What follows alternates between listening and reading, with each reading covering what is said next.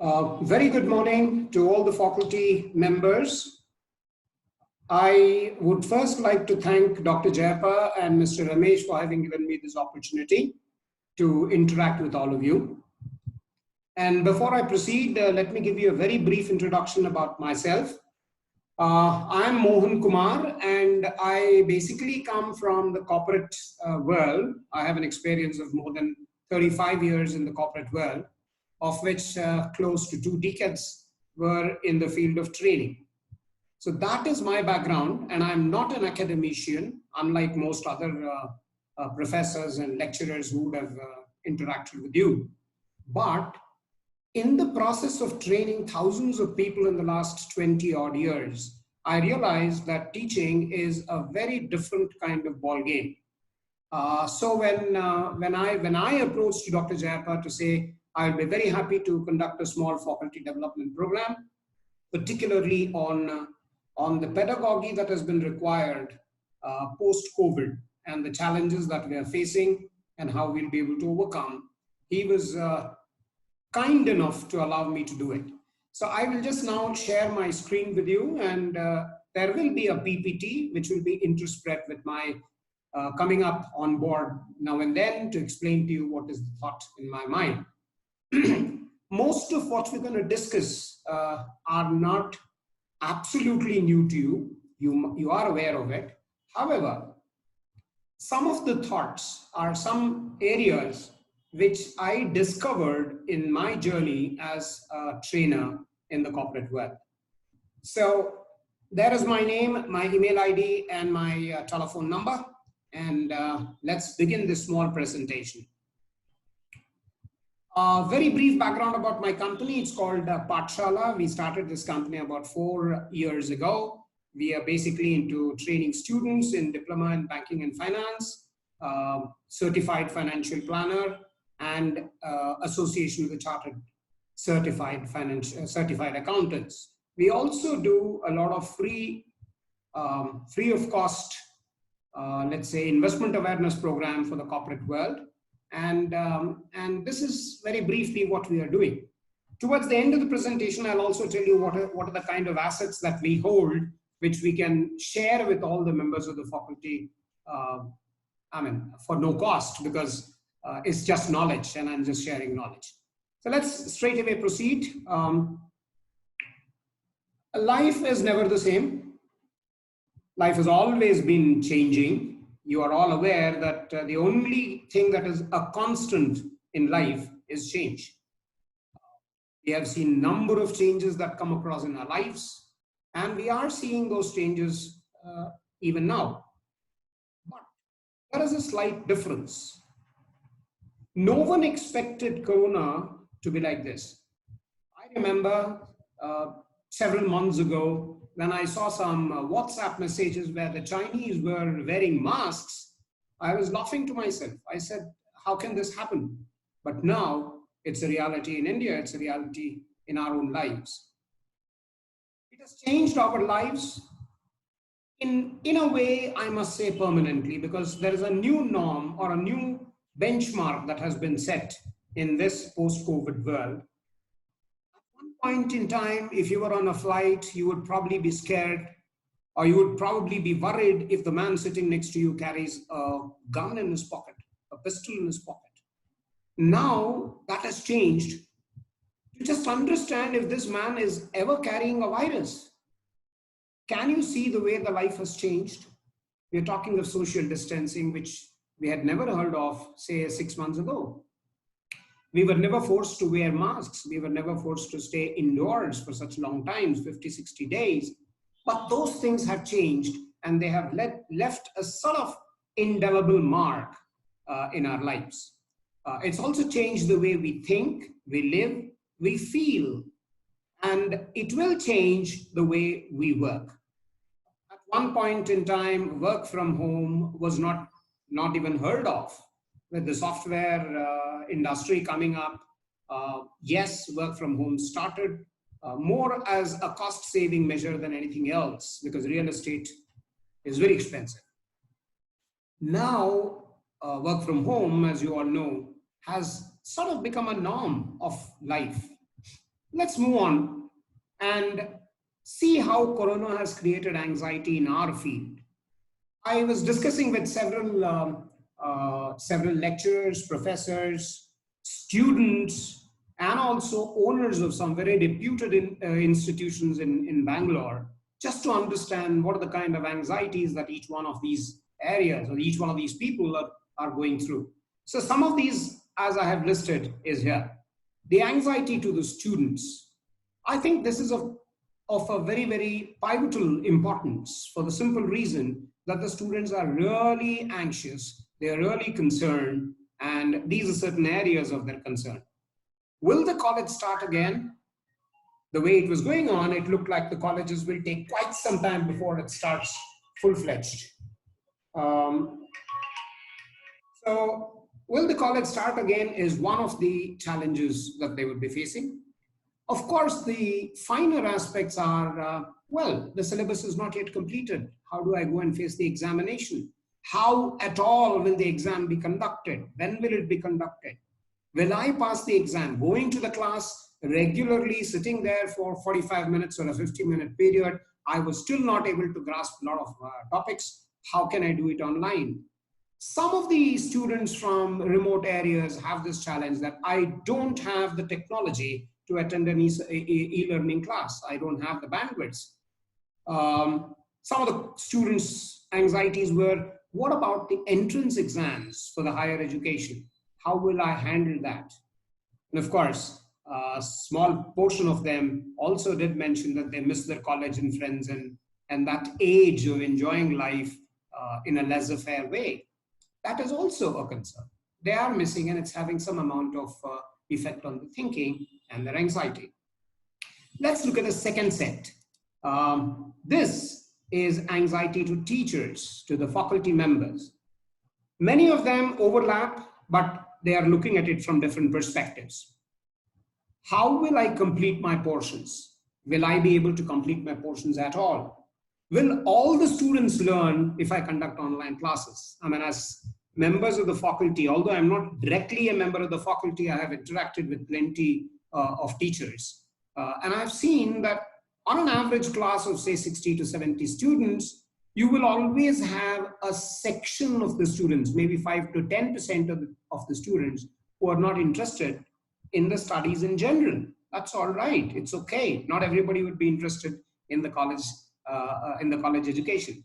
But since you must be having a degree, you're forced to sort of go to the college, and that's how they come in. So when I'm teaching, when I'm addressing 70 students in a class, I'm not being very effective. Now, can I do it online? That's one of the major questions that many of the teachers have. How do I handle individual doubts? I have seen during the breaks children thronging the staff room to ask for the personal doubts. Now, in an e-learning situation, how do I do this? Will I be effective? Is another concern of many teachers. Of course, there's a small segment of the teachers who says, look, I'm not tech savvy. I have heard some very senior faculty members saying, I can't even operate a computer properly. Forget about the e-learning classes in the Zoom. These are certain areas of anxiety for the teachers. Now let's look at the third segment. What is the kind of anxiety created in the educational institutions? What about our institutions' performance graphs? We have always had 100% results. Will that be done? Will we be able to repeat it this year? If that doesn't happen, then what about the intake for the further years? Will that affect? Will that be having an impact on my further intake? What about the statutory compliances? Can I manage the statutory compliances? Or what about my accreditations? How will they go about UGC, NAC, and all that? Now, and how do I take care of the running expenses of such a huge institution? Imagine the amount of money that the institution would have spent on the real estate per se. It's one hell of a lot of money. How do I manage it? How do I cope up with this challenge? These are certain areas of anxiety for the owners of the educational institutions.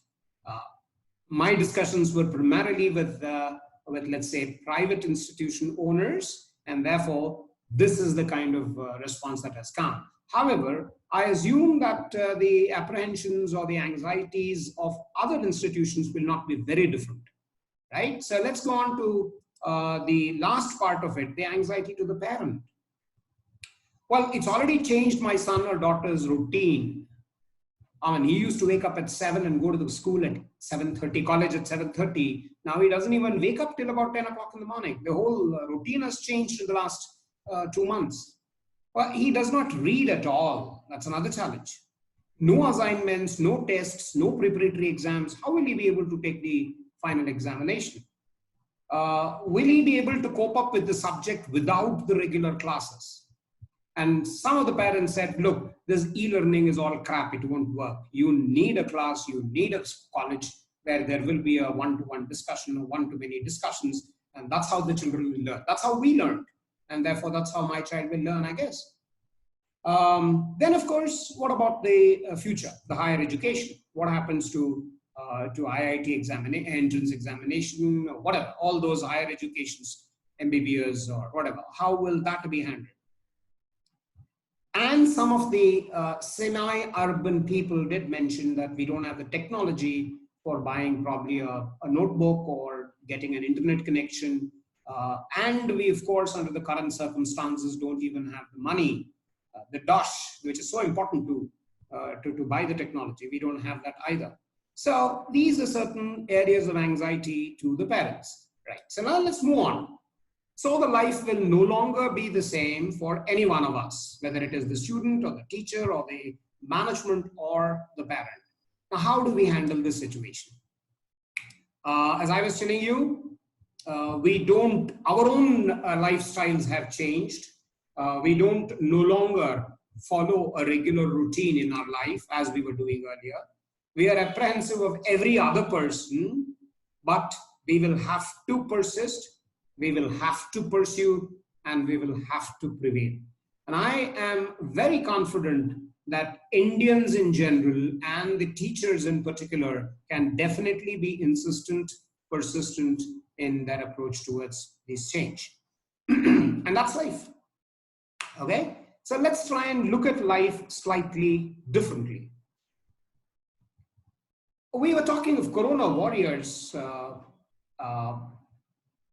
let's say in the form of a policeman or a doctor or paramedics and law enforcement officers, etc. But I personally believe that the Corona warriors of the future, a very, very important warrior, if not Corona warrior, a general warrior of the future is or are the teaching faculty or the teachers. Because we are now endowed with this onerous task of giving a future to our students, to showing them what is right and what is correct and how to go about doing it. So I was always of this opinion that, to be a teacher, you need a different kind of mental attitude. You need a different kind of mettle to be a lecturer or a teacher in general. I use the word lecturer, teacher, professor interchangeably. Please forgive me for that. Although I know there is a hierarchy, but for me, a teacher is more of a general term, right? So, yeah. So let's move on. I think it is our job to ensure that the students learn effectively. We teach them effectively. And believe me, the teacher's job, or in my case, the trainer's job, is probably the most thankless job. Children get first class, they probably bring you a chocolate or whatever and very happily say that I got the first class, but beyond that, nothing happens. Probably the doctors, the paramedics are all considered next to God. And we teachers or trainers are not given that pedestal at all. That's why I was telling and I was insisting that we must have a different mindset to be in this profession. This profession is thankless. This profession only makes you happy to see that somebody else is probably more successful than you are, and you get that high sense of satisfaction which nobody else will be able to get other than a good teacher. That's the background. Now let's go on. We make the change. We make the change in the life of our future generation, in the world that is yet to come, which we have not seen, in creating a strong, willful, and determined new age. We have always done that. If you look at the past, if you look at the history, or even mythology for that matter, we have always created, we as teachers have always created that big impact on the society for years to come, for ages to come.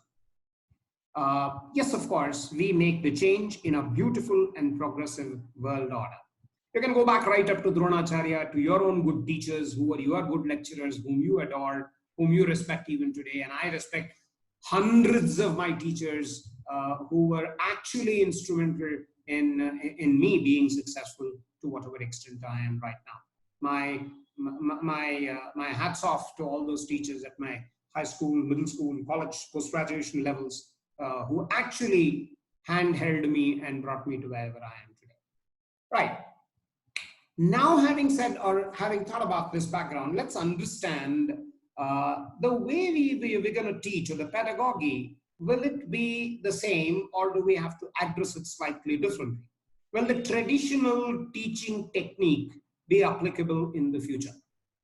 Now, this is a question where there is no clear-cut answer by many people. I have interacted with at least about 20 odd different teachers from different colleges in different subjects. I have seen that no person has a clear, well-defined answer to this question. And I must confess, neither do I have a ready-made answer to you to answer this question. But what I can tell you is there must be some amount of change in the way we think of teaching in general and teaching our subjects in particular. Now, we will go forward and try and see what are some of these challenges we will face and how we can address these challenges. Now, this requires, as I told you, a new mindset. Can we think like the student, or are we thinking like an adult? In most cases, what I have seen is that we tend to think more like an adult rather than a student. The language in which the student speaks is completely different from the language that you and I speak. Down south, at least in Bangalore, I found it to be very easy to interact with the commerce students, first year, second year, final year commerce students, if I spoke to them in their language. In their language, I do not mean Kannada or English or Marathi or Tamil or whatever. No. Each of these languages at their level have their own lingo, their own words, and I communicate with that word more effectively than our learned usage of vocabulary. For example, in Bangalore or down south of Karnataka, it's very common for these kids to talk to each other using a very, very typical slang called macha. Can I talk to the kids in the same language? Will I connect with them if I call them with the same kind of a language, if I address them with the same language, and then get into their line of thinking? How many of us have actually tried to understand the WhatsApp language that they use? We probably are very formal in using full words, whereas they can do it with just one letter. Okay is just a K, or yes is just a yes. And I have seen that when I communicate with them in that language, in their language, I have a tendency to get closer to them to understand their challenges better. Third and the most important thing, is our teaching style actually creating an inquisitive mind, or is it just downloading information? I can't stand up on the dais and speak for 50 minutes on let's say a topic in physics. Is that just a download of knowledge, or am I making the student think beyond what knowledge download is all about? Can we help them to think of loftier ideas in life? Today, it's unfortunate that most of us, including me, when I'm doing my classroom sessions here, we are interested in one-way communication and downloading the information which may or may not be useful to the student later on in life. While I'm not saying that we should not do this, it is important we should do it keeping in mind the examination and all other societal compulsions. However, are we at the same time giving him food for thought, to think something very lofty in life, like respect, like affection, like love, like compassion? Are we somewhere bringing in those concepts and marrying those concepts with the subject knowledge, right? And all this has to be done within the framework of our prescribed syllabus. That's what I meant by marrying of these ideas with that of the hardcore syllabus. In my attempt right now, in the next few minutes, I will just try and connect with you from the point of view of creating an inquisitive mind. I'm going to take a couple of subjects and give you some pedagogy. These are very, very framework kind of pedagogy. You can always improve on this. You can always, adapt it. You can develop it to suit your specific requirement. My request is please pick up these ideas, and then there are certain other points that I will discuss where I personally felt that there is some kind of an interaction that is required. Basis that you can develop your own pedagogy depending on your students, their level of understanding, your syllabus, the pace at which you're covering the syllabus, etc., etc. Okay. Technology is here to stay. We cannot avoid it. We need the technology.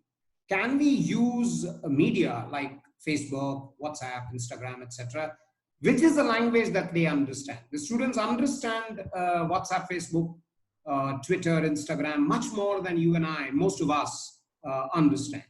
And then can I develop a content that will be interesting so that the child would like to, the student would like to keep coming back for more and more of information? And of course, as I told you earlier, it's always different strokes for different folks. I can't use the same methodology for all the 70-odd students in my class. I may have to adapt the methodology to suit those respective groups of students. Now let's look at some of the challenges of online learning. Well, in my discussion with various college professors and lecturers, they told me that there are two or three types of learning or e-learning that their colleges are adopting. First, of course, is to use one of those platforms like GoToMeeting or Zoom or whatever, where you have an interactive session.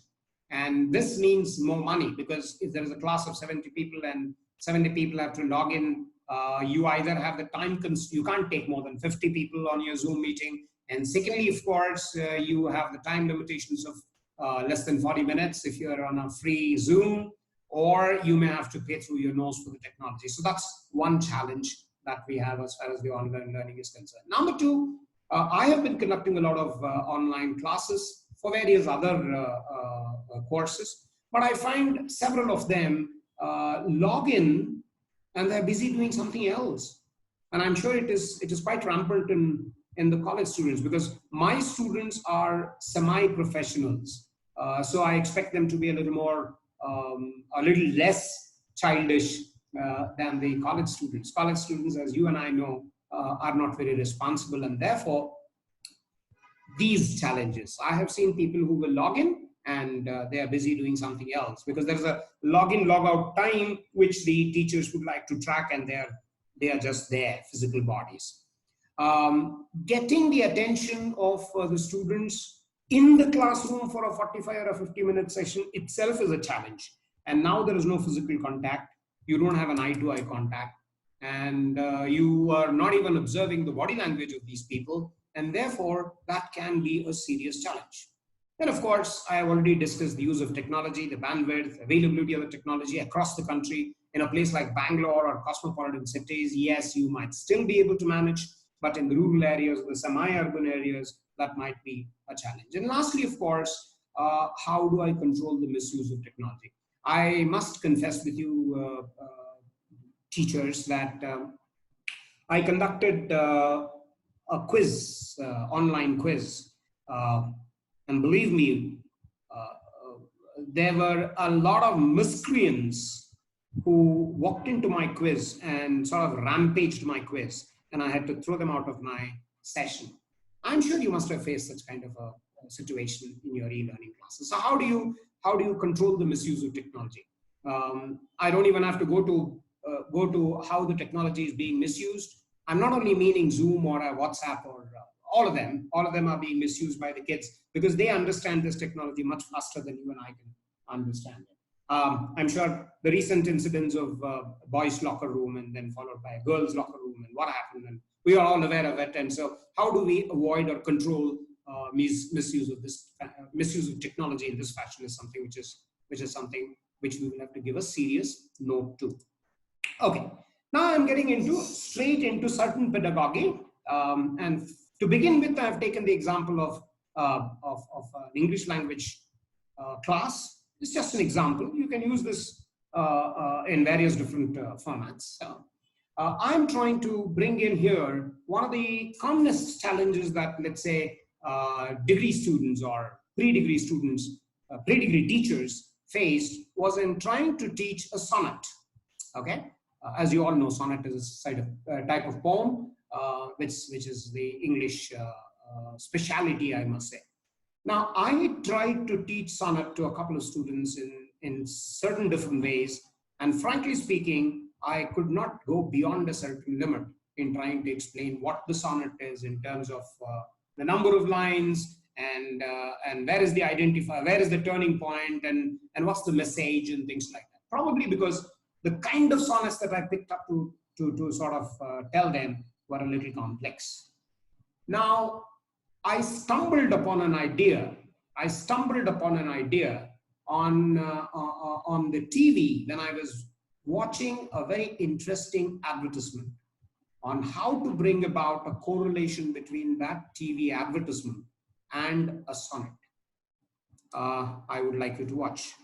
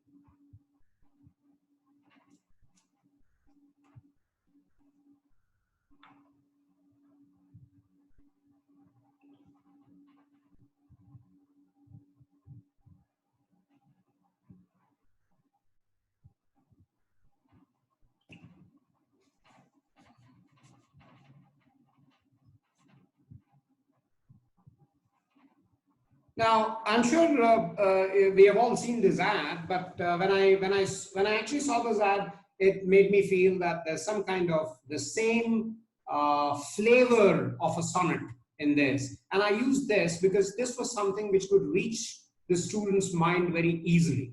He understood the format, and using that as a base, we tried to explain how the different types of sonnets work. Once the basic framework is understood by the student, he will be picking it up just like that and trying his own experiments and writing his own sonnets, right? Now, also look at this as a great opportunity to talk to students about various different things, like Like the language per se, the language used there is not exactly Hindi.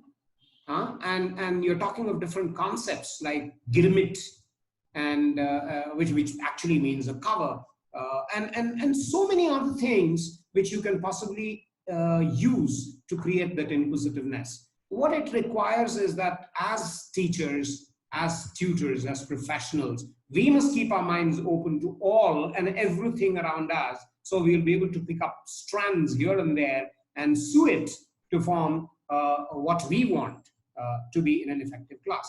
Now, I don't have to go beyond this. Teaching concepts for commerce, there are plethora of resources available on the net.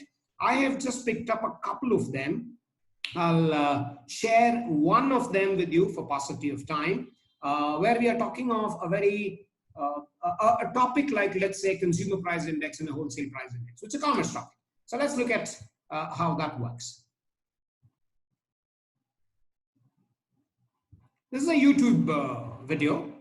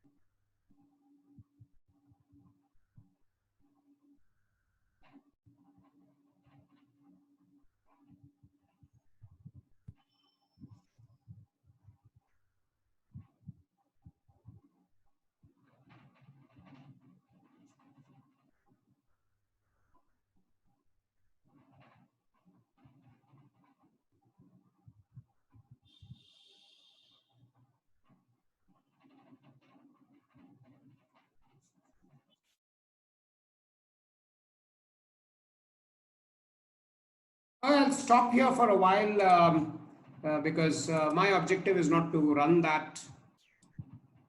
My objective is not to run that that YouTube video to you, but just to tell you that information is available on the net dime a dozen.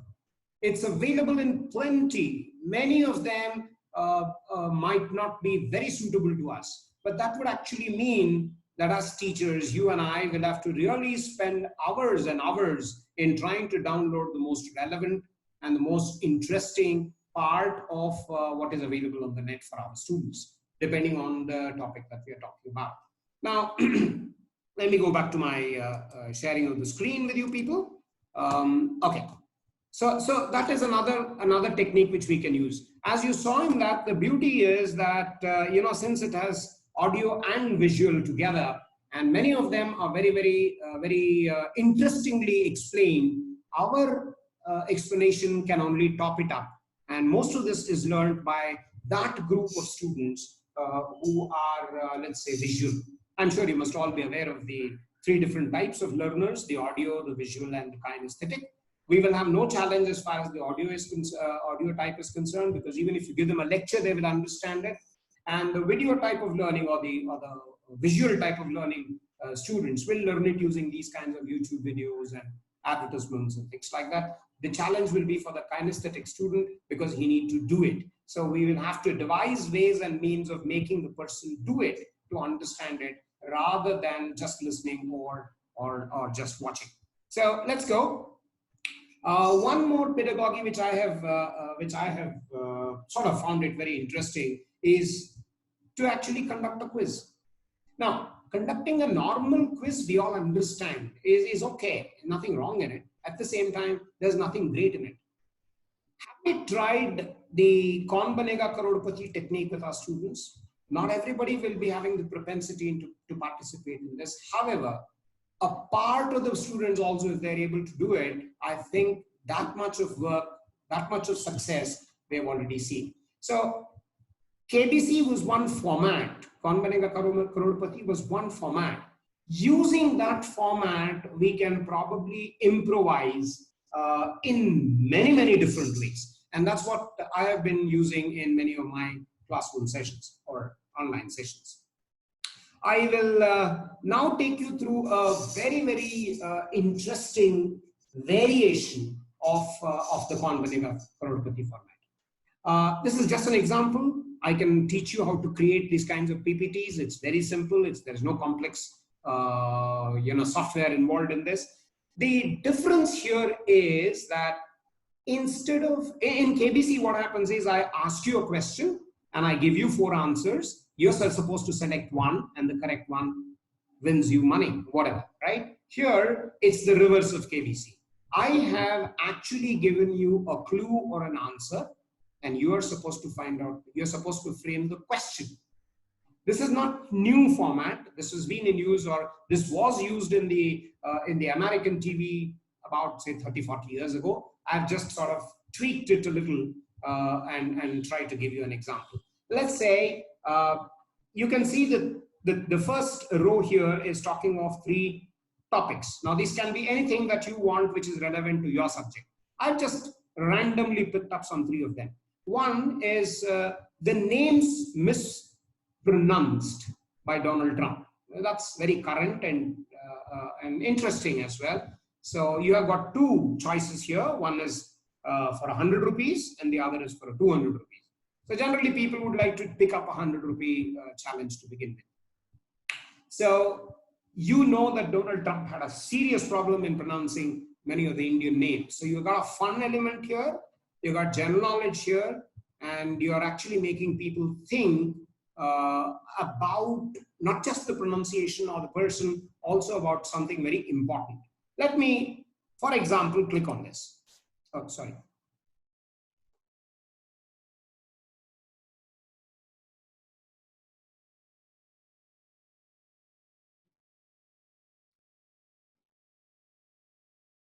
I'm a little sorry about the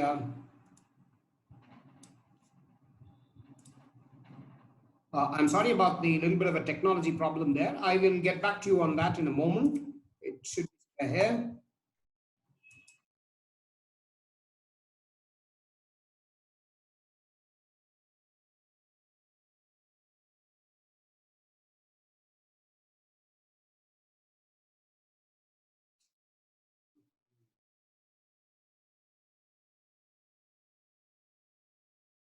Okay, let's do something else in the meanwhile. I'll show you the same thing from another PPT, and then when I'm sending this PPT, I will make the necessary changes and send it to you. It's the same slide. Okay, this is how it is. The name mispronounced by Donald Trump for 100 rupees. This role model for youths is famous for beginning his famous speech in 1893 with the words, "Sisters and Brothers of America." I'm sure it's a sitting duck and most of you know who I'm talking to about. Now the question is, I want the person to give me a question and not the answer. This is the answer. So it's the reverse of KBC. So the answer for this would logically be Swami Vivekananda, because he is the one who started this very famous speech by saying "Sisters and Brothers of America," right? So the way the student will be cracking this question, this point will be to say, who was Vivekananda? Or is it Swami Vivekananda? And then of course you can justify it by playing a video as well.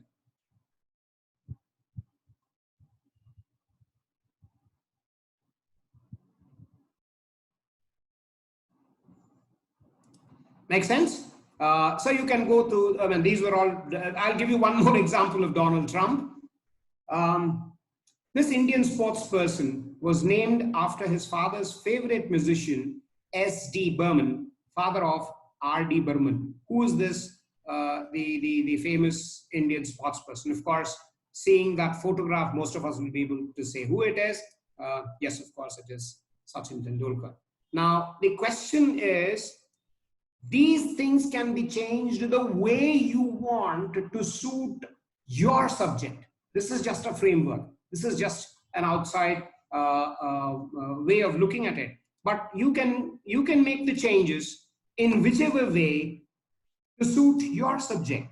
Okay, so all these were related to that particular thing. I'm going to skip off from there and bring you down here. One more way of creating an interest is what I call the mind stretchers. Mind stretchers is my creation. If you look at this, this looks like a crossword puzzle, but it is actually a split decision puzzle. Split decision puzzle, I mean, is you have FE followed by 3 letters, WA followed by 3 letters. The next 3 letters are the same for both the words, right? Now, how will you be able to identify those words? Now, if I'm just giving you randomly words here because we have not discussed about any topic, but if we probably discussed about a specific subject, about a specific topic, then you can design mind stretchers, split decisions. We have also made triad decisions, hundreds of such gamifications, so that you hold the interest of your students.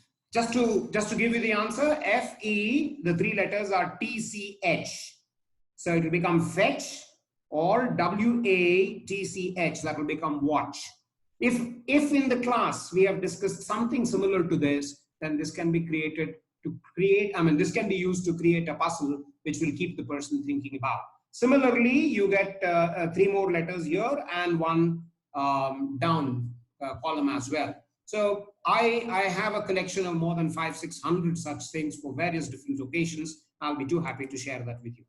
Now, the most important thing that is needed by the teachers of the post-COVID era will be to synergize with teachers of other subjects. My observation in many of the colleges have been that there are department-wise staff room, and that particular department's teacher is sort of conditioned to walk into that particular department, sit there, do his lesson plan, deliver his lecture, and then go back home. But now is a situation where a lot of synergy will be required between teachers to exchange ideas and thoughts. What I mean by that is, there could be a physics lecturer who can team up with a language lecturer to teach a physics concept using literature. Possible, not possible? I think it's possible. I 100% believe that it is possible if the synergy works. It could be in the form of a poem, it could be in the form of a limerick, it could be in any different form. Now, what is required is, how do you have these open discussions among different faculty members so that you can exchange ideas, so that every member of the faculty becomes as effective. That's the idea. And it has worked for me because I handle certain subjects in my training sessions, and certain other subjects are handled by different people. But we synergize, and we have found that it works wonders. In fact, I basically teach people on life insurance concepts and all that. And whenever I had a challenge with the life insurance concept, trying to explain something very specific in the life insurance field, I have discussed with my colleagues who don't teach life insurance, but they teach some other subject, probably finance management or whatever. And they have come up with some lovely ideas on how I could easily solve my challenge of giving a complex issue, like an actuarial calculation, which is really complex. How would you probably explain that to a person who has just joined the class and trying to understand what life insurance is all about? Now, the ideas came from somebody completely outside, who had no relation whatsoever with life insurance teaching. So I think that this kind of a synergy between teachers of various subjects will help us in going a long way. Now, it is equally important to give away some small prizes, gifts, token of appreciation, even in the form of an e-certificate. I have seen some of my students who got the e-certificate are thrilled, and that too when it comes with a certain amount of surprise. Suddenly, if there is an e-certificate in his or her, let's say, inbox, and he is really thrilled to have that e-certificate with him. Now, I have tried to give you only a few concepts here on how we can make our teaching go to the next level. This is not the be-all, end-all of it. I must tell you that. This is not the full and final version of it. These are just thought processes. Fortunately, in my last 18, 20 years of experience in training, I have collected over 500 videos of people from across the world who have tried to teach in different forms, different subjects, and different concepts, not even subject, even concepts at a higher level, at a conceptual level. And I also have more than 1,000 plus open source ebooks, which are which can be given away to anybody and everybody, because they're all open source material. It's not copyrighted, and you can possibly use this resource. We have actually cataloged it, and we have actually kept it for the use of faculty members like you people. You are welcome to contact me on the number given on the screen, and you may also write to me if you feel so on mohan@pathashala.in or info@pathashala.in. And so to sum up the whole thing, situation has changed. We will have to adapt to the new situation. There are no two ways about it. There are different ways in which we can adapt to these things. And one of the very simplest way of adapting to all these things is to keep ourselves open to learning. Just because we are teachers or tutors or professors, that doesn't mean that we should stop learning. And of course, there are different ways of approaching any kind of a challenge in teaching. And I personally believe that we can always find more ways, more innovative ways of doing these things. With that, I will come to the end of the session. I once again thank you all for having given me this opportunity, and my sincere thanks once again to Dr. Jayappa and Mr. Ramesh for having given me this opportunity. Thank you very much. Have a nice, safe day and a very bright future. Thank you.